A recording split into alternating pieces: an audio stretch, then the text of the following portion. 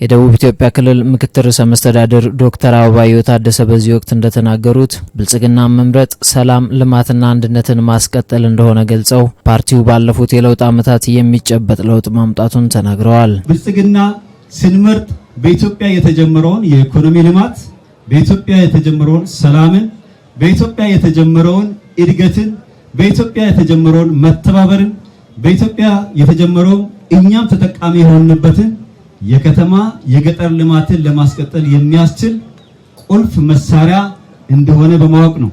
ብልጽግና የአቃፊ ፓርቲ ነው ስንል ከጫፍ ጫፍ ያሉ የኢትዮጵያ ብሔር ብሔረሰቦች በጋራ በእኩልነትና በሀገራዊ አንድነት በጋራ የመሰረቱት ፓርቲ ስለሆነ ብልጽግና የኔ ነው፣ ብልጽግና የናንተ ነው፣ ይሄ የኛ ነው፣ ይሄ የናንተ ነው ብሎ የሚያገል ወይም ደግሞ የሚገፋ የሌለው አቃፊ ፓርቲ ነው።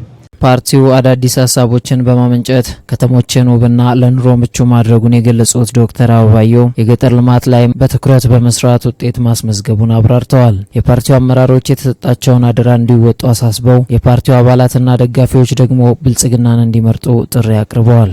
ሁሉንም ብሔር ብሔረሰቦች አቅፎ የያዘን በጋራ የመሰረቱት በጋራ የሚገነቡት ሀገር ላይ የጋራ አጀንዳ ያለው ብልጽግናን ህዳሴ ግድብን ጨርሰን አዲስ አበባ ላይ ያንን የምታውቁትን ከተማ የመዝናኛ የቱሪስት የዓለም አቀፍ ቱሪስቶች የሚጎበኙት እኛም ከሄድን ተጨማሪ ቀን ብንቆይ የምንፈልገው ያደረገ ከተሞችን ያሳመረ የታታሪዎች ስብስብ የሆነውን ብልጽግና በመምረጥ አብራችሁ እንድትቆሙ ጥሬን አስተላልፋለሁ። የጌዲዮ ዞን ዋና አስተዳዳሪ ዶክተር ዝናቡ ወልዴ በበኩላቸው በዞኑ ፓርቲው አንድነትን በማጠናከርና በልማት ስራዎች በርካታ ተግባራትን ማከናወኑን ጠቁመው በተለይ የቡናና እንሰት ምርታማነትን በመጨመር ረገድ አመርቂ ስራ ሰርቷል ብለዋል። ብልጽግና ሴቶች ወደ ስልጣን እንዲወጡ በማድረግ በሀገር ልማት ላይ የጎላ አበርክቶ እንዲኖራቸው ከማድረጉም ባሻገር በክልሉ ፍትሐዊ የስልጣንና የሀብት ክፍፍል በማድረግ ረገድ ተጨባጭ ስራ መስራቱን ተናግረዋል። ሀገራዊ የሆኑ ማክሮ ኢኮኖሚ ማሻሻያዎች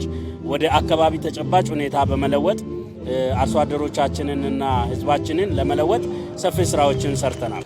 ያንን መነሻ በማድረግ ዛሬም በይርጋ ጨፌ ከተማ ዞናዊ የድጋፍ ሰልፍን ያደረግነው። በዚህ ላይ ወጣቱ፣ ባለሀብቱ፣ መላው የዞናችን ህዝብ በጋራ በነቂስ በመውጣት ለፓርቲያችን ብልጽግና ያለውን ውግንና መግለጽ የቻለበት ነው። ይሄን እንዲገልጽ ያደረገው 2013 ላይ ብልጽግና ብዙም ሳንረዳ እንኳን ድምጽ የሰጠን ሰዎች አሁን ደግሞ ባለፉት 5 ዓመታት በተሰሩ ስራዎች በመሰረታዊነት ብልጽግና የሰራውን ስራ በተጨባጭ ማየት ችለናል የሚለውን በተጨባጭ ህዝባችን ማረጋገጥ የቻለበት በመሆኑ ይሄንን ወስደን እኛም በቀጣይ ህዝባችንን ሊጠቅሙ እና የህዝባችንን ኑሮ ሊያሻሽሉ የሚችሉ ነገሮች ላይ ፎከስ አድርገን የምንሰራበት ይሆናል ማለት ነው። የጌዲዮ ዞን ብልጽግና ፓርቲ ቅርንጫፍ ጽህፈት ቤት ኃላፊ ኢንጂነር ተመስገን ጥላሁን በበኩላቸው ባለፉት የለውጥ ዓመታት ፓርቲው ከውስጥም ሆነ ከውጭ ያጋጠሙ ፈተናዎችን በዘረጋው የመደመር መንገድ በመሻገር ፖለቲካዊ፣ ኢኮኖሚያዊና ማህበራዊ ጉዳዮች ላይ የሚጨበጥ አኩሪ ድል አስመዝግቧል ብለዋል። ብልጽግና ባለፉት ዓመታት ላይ ከብዙ ውጣ ውረድ ብዙ ፈተናዎችን ከውስጥም ከውጭም አስተናግደው ነገር ግን የዘረጋነው የመደመር መንገዳችን ተደምረን ልዩነትን አጥፍተን በጋራ በሚሆኑ ጉዳዮች ላይ ገዢ ትርክት ፈጥረን ባለፉት 8 ዓመታት ላይ በሀገር ደረጃ የሚታይ የሚጨበጥ አኩሪ ድል አስመዝግበን በፖለቲካም በማህበራዊም በኢኮኖሚያዊም ብዙ ስኬቶችን አስመዝግበናል።